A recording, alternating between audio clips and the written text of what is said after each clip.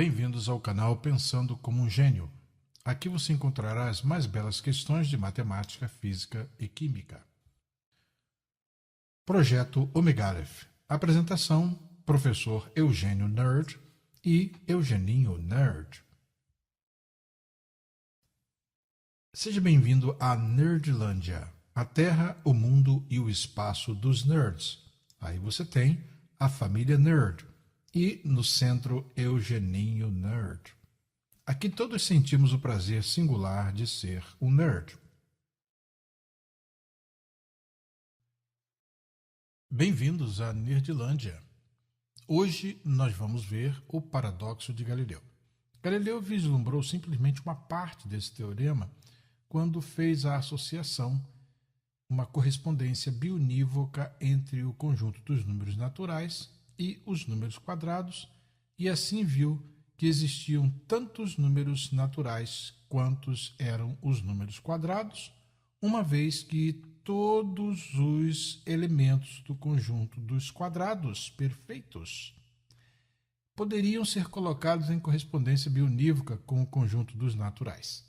Daí então, esse princípio foi visto por Galileu, mas depois, nessa forma abrangente que vamos ver hoje, foi de fato demonstrado por Georg Cantor e provas conferidas pelo matemático alemão também, amigo de Cantor, Dedekind. Na sequência, então, antes de apresentarmos a definição do paradoxo de Galileu, nós veremos algumas definições importantes para a demonstração desse famoso teorema. Primeiramente, queremos estabelecer a diferença entre um sistema finito e um sistema infinito. Disse que um sistema S é infinito quando ele é semelhante a uma parte própria de si mesmo. Caso contrário, dir-se-á que S é um sistema finito. Um conjunto S é infinito se e somente se existe uma bijeção de S com um subconjunto próprio de S. Isto nós vamos ver ilustrativamente mais à frente. Um subconjunto próprio é aquele que está inteiramente contido em S. O conceito de função injetiva é uma função f de A em B, tal que dois elementos quaisquer de A devem necessariamente associar-se a dois elementos igualmente distintos de B. Simbolicamente, nós podemos escrever f é uma função de A em B. A e A' pertencem a A. Isso implica que f de A tem de ser diferente de f de A'. Na sequência, outro conceito importante é o de função sobrejetiva.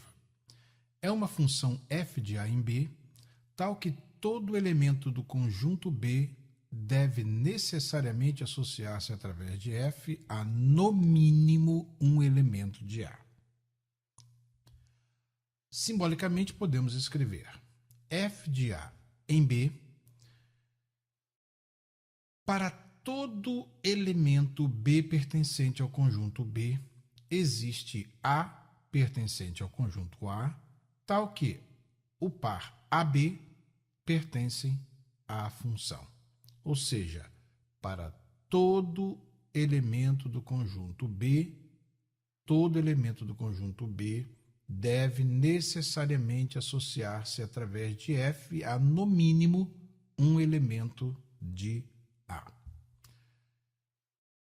Função bijetiva, que será o conceito mais utilizado por nós, é uma função f de A em B, tal que todo elemento do conjunto A deve necessariamente associar-se através de f a um e somente um elemento de B. É, portanto, ao mesmo tempo, injetiva e sobrejetiva. Claro, por quê? Existe uma correspondência bionívoca entre os elementos dos conjuntos A e B. Assim, f é uma função de A em B, se A e B são dois elementos, tal que B pertence ao conjunto B e A pertence ao conjunto A, então, através da função f, o par AB pertence a F. Agora, não existe o elemento A' pertencente a A, tal que a linha B pertença também a F. Tá? Se AB, os elementos, o par AB pertence a F, então não existe um elemento A' pertencente a A, tal que a linha B também pertença a F. Tá? A menos que esses A e a linha sejam iguais. Tá? Daí, então, uma função é objetiva quando existe uma correspondência bionívoca, um mapeamento 1 para 1 entre os elementos de A e de B. Sendo assim, estamos munidos das ferramentas necessárias, das definições necessárias para demonstrarmos, primeiro enunciarmos e depois demonstrarmos o paradoxo de Galileu. O paradoxo de Galileu: qualquer conjunto enumerável tem uma bijeção sobre um subconjunto próprio desse mesmo. Ou seja, vamos provar. Consideremos um conjunto A' cujos elementos satisfaçam a condição do teorema de ser um conjunto enumerável. O que é um conjunto enumerável? Quando um conjunto é enumerável, ele pode ser colocado em correspondência bionívoca com o conjunto dos números naturais. 1, 2, 3, 4, 5, etc. Tá? Pode-se fazer uma enumeração.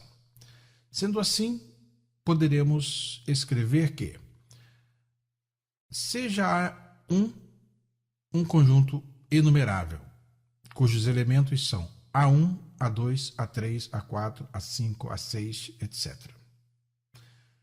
E vamos construir então um conjunto A2 que satisfaça a condição do teorema de ser um subconjunto próprio de A1. Para simplificar, podemos tomar A2 igual a A1 conjunto menos o elemento A1 do conjunto A1, tal que A2 seja igual a A2, A3, A4, A5, A6, A7, etc.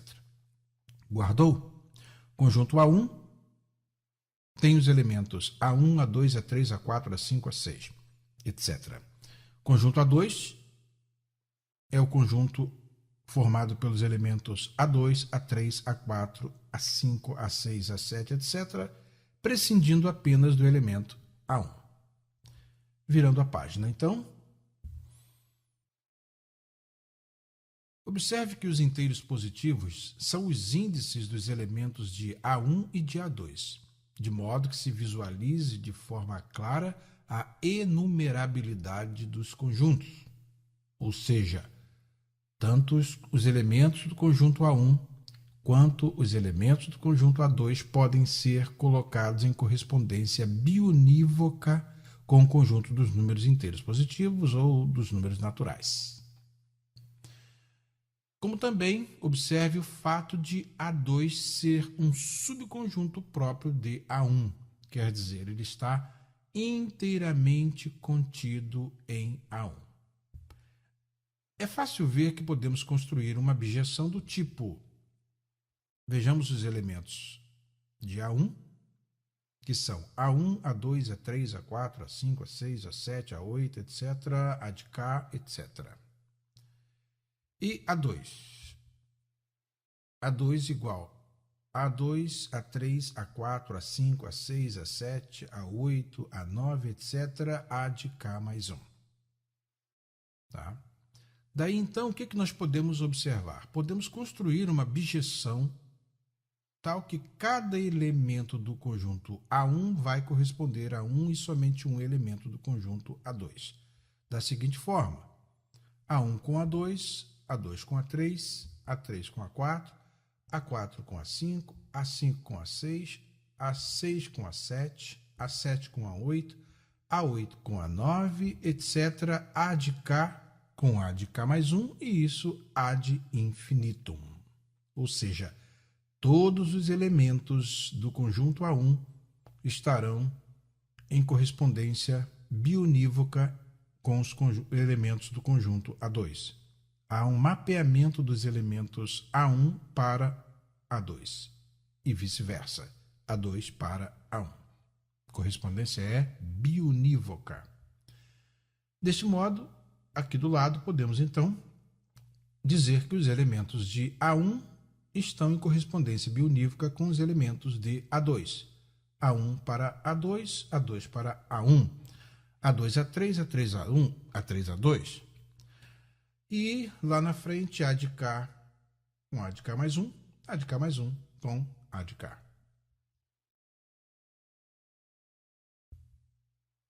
Tal objeção é, como se vê, injetiva, obviamente, entre o conjunto A1 e o conjunto A2. Através de quê?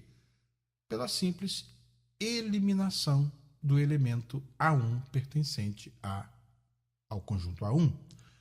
Assim, para todo elemento de A1, podemos fazer corresponder um único elemento de A2 pela bijeção ad infinitum até o infinito, dada por A de K pertence a A1 e isso implica que A de K mais 1 pertence a A2. Daí, então, temos uma correspondência biunívoca. E, da mesma forma, A de K se associa a A de K mais 1 e A de K mais 1 se associa biunivocamente a A de K, qualquer que seja K pertencente ao conjunto dos números naturais. Ou seja, todos os elementos de A1 podem ser colocados em correspondência biunívoca, mapeamento 1 para 1, com os elementos de A2. Sendo assim, podemos dizer que a cardinalidade do conjunto A1 é igual à cardinalidade do conjunto A2, que, por sua vez, é igual à cardinalidade do conjunto dos números naturais, N. Cantor designou esse número cardinal de Aleph 0. Tá? Aleph 0 é o cardinal do conjunto dos números naturais e, por sua vez, como os elementos de A1 e de A2 podem ser colocados em correspondência biunívoca com o conjunto dos números naturais, segue-se que A1, A2 e N têm a mesma cardinalidade, designada por Cantor de Aleph 0. Aleph é a primeira letra do alfabeto hebraico. Tá? E por outros matemáticos, essa cardinalidade foi designada por D. Sendo assim, podemos escrever simbolicamente o seguinte, que o cardinal do conjunto A1 é igual ao cardinal do conjunto A2, que por sua vez é igual ao cardinal do conjunto dos números naturais, que é igual a Aleph 0, designação de Georg Cantor, ou igual a D, conforme designação de outros matemáticos contemporâneos. Deste modo, o paradoxo de Galileu fica estabelecido. Qualquer conjunto enumerável tem uma bijeção sobre um subconjunto próprio desse mesmo, como queríamos demonstrar. Despede-se o professor Eugênio Nert, trazendo para você mais um princípio que será fundamental. Esse teorema será fundamental para resolvermos vários problemas. Um abraço e até o próximo vídeo.